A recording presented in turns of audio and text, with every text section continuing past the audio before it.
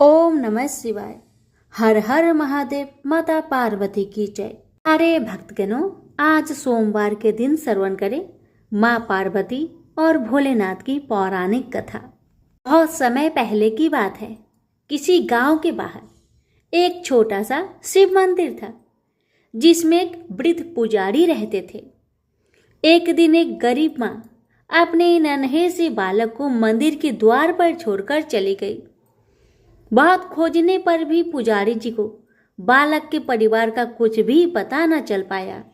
अब गांव का भी कोई व्यक्ति उस बालक का लालन पालन करने को तैयार न हुआ, तो पुजारी जी ने भगवान शिव की इच्छा समझकर उसे अपने पास रख लिया और उसका नाम भोला रख दिया।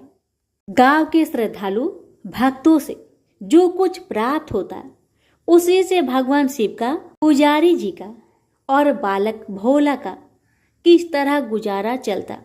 यदि किसी दिन कम भी पड़ता तो पुजारी जी बालक और भगवान को भोग लगाकर स्वयं गंगा जल पीकर रह जाते। धीरे धीरे भोला बड़ा होने लगा और जब वह पुजारी जी के कामों में हाथ बटाने लगा, वृद्ध पुजारी जी के थके हारे हाथों को कुछ आराम मिलने लगा। इसलिए उन्होंने भोला को मंदिर की सफाई, भगवान शिव की पूजा, उनको भोग लगाने और उनकी आरती करने की विधि अच्छी प्रकार समझा दी। अब वे स्वयं भगवान शिव के नाम जप और संकीर्तन में समय व्यतीत करने लगे।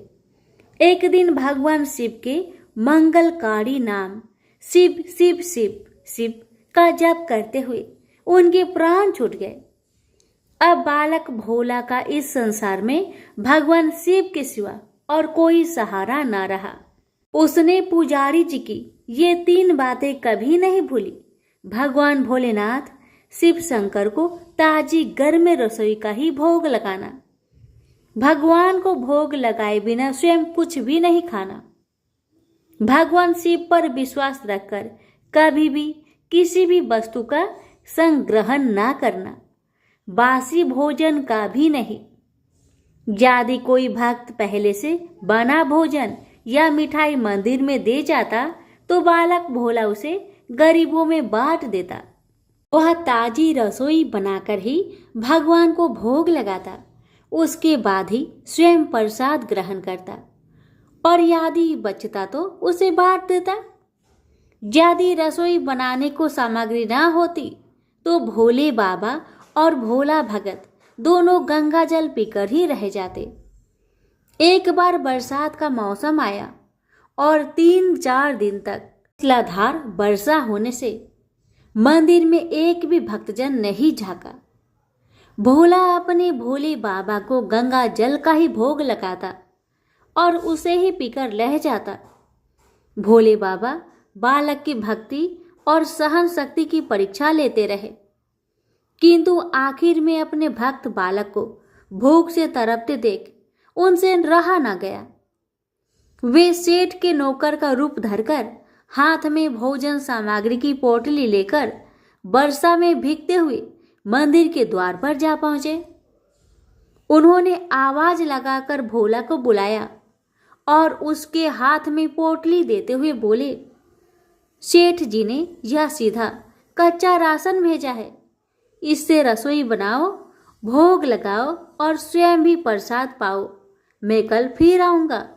भोला भगत ने आशीर्वाद देकर उसे विदा किया और सूखी गीली लकड़ियों के धुएं में गर्म रसोई बनाकर भोले बाबा को भोग लगाया। पूरे बरसात के मौसम में भोले बाबा नौकर के भेष में भोला भगत को सीधा देने आते रहे और स्वयं भी गर्मा गर्म रसोई का भोग पाते रहे। एक दिन भोला भगत ने सोचा कि सेठ जी को सीधा भेजते हुए 4 महीने हो चले हैं, किंतु वे स्वयं कभी मंदिर में भोले बाबा का प्रसाद ग्रहण करने नहीं आए।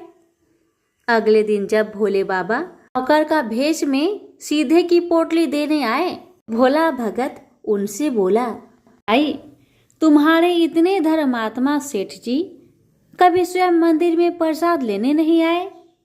इस कारण मेरा हृदय अत्यंत दुखी हो रहा है। अपने सेठ जी से कहना कि कल वे भी मंदिर में प्रसाद ग्रहण करने अवश्य पधारे।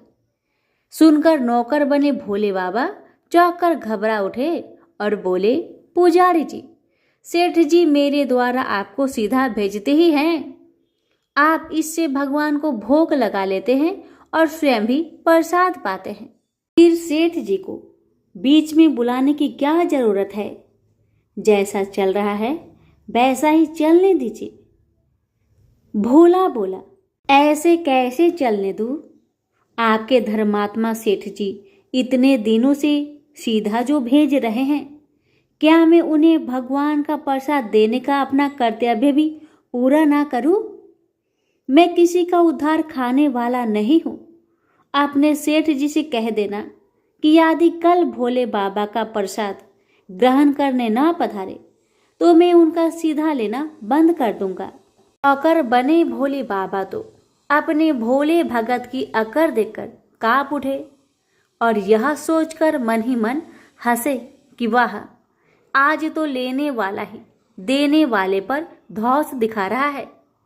लेकिन सरल हृदय भक्त के मनोभाव पर रीझ कर वे बोले, ठीक है पुजारी जी, कल सेठ जी मंदिर में प्रसाद ग्रहण करने जरूर पधारेंगे। दूसरे दिन बड़े सवेरे ही भोले बाबा नौकर का भेष में दूध और बहुत सारी भोजन सामग्री लेकर मंदिर में पहुंच गए। भोला चौंकते हुए बोला, भाई आज इतना सारा सीधा किस लिए ले आए? नौकर बने भोले बाबा बोले, पुजारी जी भूल गए क्या? आज आपने सेठ जी को प्रसाद के लिए बुलवाया है, इसलिए आप छप कर रसोई बनाए और भोले बाबा को भोग लगाइए। हाँ, ये तो बता दीजिए कि सेठ जी किस समय पधारे। भोला ने प्रसन्न होकर उन्हें सेठ जी के आने का समय बता दिया। अब भोला भगत की इच्छा पूर्ण करने के लिए भोले बाबा कैलाश पर सेठ का रूप धारण करने लगे। इधर अपने स्वामी को एक प्यारे भक्त के यहाँ जीवने जाने का समाचार सुनकर ममतामयी अन्नपूर्णा मां पार्वती भी भला कैसे पीछे रहते। वे भी पति की आज्ञा लेकर सेठानी का रूप धारण करने में जुट गई। भोले बाबा ने अपने गले से मुंडों की माला उतार दी, शरीर पर लगी भस्म, कमर पर पहना हुआ बाघंबर और बाहों और कानों में पहने सर्पों के हार भी उतार कर रख दिए। उन्होंने एक मखमल का सुंदर कुर्ता धारण कर लिया, अपनी जटाएं सीधी कर गंगा और चंद्रमा को उनमें छिपा लिया और ऊपर से एक सुंदर रंग बिरंगी पगड़ी पहन ली। देव नंगे पैर विचरण करने वाले शिव जी ने आज अपने दोनों पैरों में रेशमी जूतियां धारण कर ली। हाथ का त्रिशूल और डमरू भोले बाबा ने नंदी के हाथ में थमा दिया और अपने हाथ में एक सुंदर छड़ी लेकर पार्वती जी के तैयार होने की प्रतीक्षा करते हुए कैलाश पर चहलकदमी करने लगे। इधर पार्वती जी घंटों से मेकअप करने में जुटी हुई थी। उन्होंने आज अपने पति देव के नगर में बनी सुंदर बनारसी साड़ी निकालकर पहनी, जिसका रंग सेठ से बने शिव जी के कुर्ते से मैच कर रहा था। उन्होंने सोने चांदी हीरे के जगमगाते हुए आभूषण धारण कर लिए, पैरों में सुंदर सैंडल पहन ली, बगल में सुंदर सा पर्स दबा लिया और भोले बाबा के बार बार आवाज लगाने के बाद श्रृंगार कक्ष से बाहर निकल कर आई। जब पार्वती जी और शिव जी ने एक दूसरे को सेठ सेठानी के भेष में देखा तो वे चकित होकर एक दूसरे को निहारते ही रह गए। दोनों एक दूसरे को देख देखकर निहाल हुए जा रहे थे। इससे पहले उन्होंने कभी एक दूसरे का ऐसा सुंदर रूप देखा ही नहीं था। जब भगवान गौरी शंकर सेठानी सेठ का रूप धरकर कैलाश से अपने भक्त के यहाँ दावत उड़ाने चले तो गणेश, कार्तिकेय, नंदी, ऋषि मुनि, देवता, देवांगनाएं भी उन्हें देखकर ठागे से रह गए। सेठ बने शिव जी अपने हाथ में ली हुई छड़ी को अदा से घुमाते हुए पृथ्वी पर टेकते हुए चल रहे थे और उनके पीछे पीछे बगल में पर्स दबाए अपनी सैंडल से टक टक और पायलों से छन छन की मधुर ध्वनि करती हुई माँ पार्वती सेठानी बनी हुई चल रही थी। इधर भोला भगत आज सुबह से ही सेठ जी के स्वागत में भांति भांति के पकवान बनाने में जुटा हुआ था। अपने भोले बाबा का भोग तो वह चलते फिरते बना लेता था, किंतु आज उसे कई महीने से भगवान को भोग लगाने के लिए सीधा भेजने वाले सेठ जी को भगवत प्रसाद देना था। अतः आज उसने अपनी सारी पाक कला झोंक डाली थी। उसने सेठ जी द्वारा भेजे हुए चावल धोकर खीर बनाई, उसे धीमी आंच पर पकाकर गाढ़ा किया और उसमें सेठ जी के द्वारा भेजे हुए पिस्ते, बादाम, केसर, चिलगोजे, किशमिश डाले। मिर्च और अदरक को कूटकर उसे बजरा, बेसन और गेहूं के आटे में भरकर मोटे मोटे मिस्से टिक्कर बनाए। रसोई बनाकर भोला भगत पुनः स्नान करने चला गया ताकि स्वच्छ वस्त्र पहनकर भोले बाबा को भोग लगा सके और सेठ जी को उनका प्रसाद पवा सके। जब भोला भगत स्नान करके लौटा तो देखा सेठ जी प्रसाद ग्रहण करने के लिए स्वयं तो आए ही हैं, संग में अपनी सेठानी जी को भी ले आए हैं। भोला ने झट दोनों से राम राम की, उन्हें आसन देकर बैठाया और बोला, मैं अभी भगवान को भोग लगाकर आता हूँ, फिर आपको प्रसाद परोसूंगा। भावना के भूखे भोले बाबा से भूख सहन नहीं हो पा रही थी, इसलिए वे बोले, पुजारी जी भगवान को जल्दी से भोग लगाइए, मुझसे भूख सहन नहीं होती। भोला भगत बोला, सेठ जी भूख तो मुझे भी बड़ी जोर से लग रही है, किंतु मैं अपनी भूख के कारण भगवान को भोग लगाना नहीं भूलता। यदि दुनिया के सारे लोग इसी तरह अपनी भूख के लिए भगवान को भोग लगाना भूल जाए तो भगवान तो भूखे मर जाएंगे।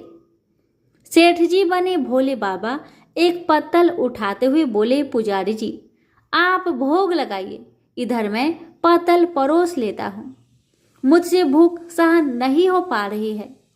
भोला भगत सेठ जी बने भोले बाबा को डांटते हुए बोला, सेठ जी भगवान के काम में ना तो जल्दीबाजी चलती है और न कंजूसी। मैं जब तक भगवान को भोग नहीं लगा लेता आप रसोई के पास भी नहीं फटक सकते। चुपचाप इधर बैठ जाइए और ओम नमः शिवाय जपते रहिए। मैं अभी आता हूँ और आपको पेट भर भोजन कराता हूँ। सेठ बने शिवजी डांट खाकर चुपचाप अपने आसन पर जा बैठे। सेठानी पार्वती उनकी यह दशा देख बड़ी मुश्किल से अपनी हंसी रोक पाई, लेकिन जैसे ही भोला भगत पत्तल में सामग्री लेकर भगवान को भोग लगाने मंदिर में गया, शिवजी पार्वती जी को मौन रहने का संकेत करते हुए चुपके चुपके पैर रखते हुए रसोई में पहुंच गए और उन्होंने एक एक व्यंजन उठाकर चखना शुरू कर दिया। भोले बाबा को प्रसाद को चखते ही भौंकचक्के रह गए। खीर में चीनी की जगह नमक भरा हुआ था और सब्जियों में चीनी भरी हुई थी। जैसे ही भोले बाबा ने रोटी का एक ग्रास तोड़कर मुंह में दिया तो सी सी करने लगे, क्योंकि रोटी में मिर्च ही मिर्च भरी थी। वो सी सी करते हुए उल्टे पैर भाग आए और अपने आसन पर जा बैठे। माँ पार्वती अपने स्वामी की यह हालत देखकर खिलखिलाकर हंस पड़ी। इससे पहले कि भोले बाबा पार्वती जी के सामने कुछ सफाई दे पाते, भोला भगत ओम नमः शिवाय मंत्र का जप करते हुए आ पहुंचा। उसने भोग को रसोई में मिलाकर उसे पवित्र बना डाला और फिर सेठानी के सामने पत्तल परोसकर हाथ जोड़कर बोला, सेठ जी अब आप जी भरकर प्रसाद पाइए। भोले बाबा तो अभी अभी भक्त की भक्ति से जोरदार उसके हाथ की बनी हुई रसोई चख चुके थे, अतः उसे जिमने की बात सुनकर उनके पसीने छूटने लगे।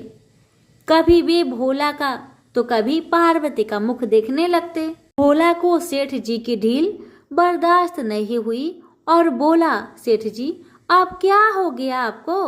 अभी अभी तो इतनी उतावली मचा रहे थे, अब क्यों नहीं जिमते? आप जिमोगे तभी तो माता जी भी प्रसाद ग्रहण करेगी और फिर मैं भी प्रसाद पाऊंगा। भोला की ललकार सुनकर भोले बाबा ने चुपचाप खीर का कुल्हड़ उठाया और सारी नमकीन खीर गटागट पी गए।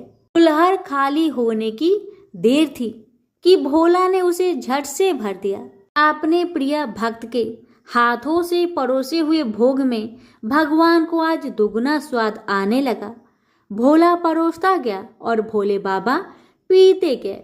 जगत माता पार्वती, भक्त और भगवान दोनों के प्रेम को देख देखकर मंत्रमुग्ध हो रही थी। जब सारी रसोई समाप्त हो गई तो भगवान ने एक जोर से डकार ली।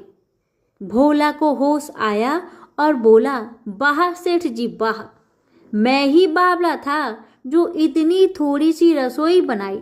मुझे पता होता कि आपको प्रसाद ग्रहण करने का इतना शौक है तो और भी ज्यादा रसोई बनाता।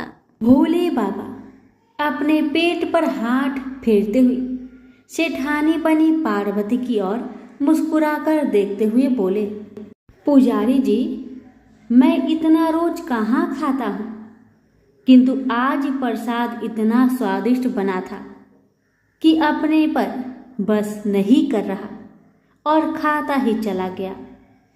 किंतु तभी भोला भक्त रुआसा होकर बोला, सेठ जी वह तो आपने ठीक किया, लेकिन माता जी तो भूखी ही रह गई।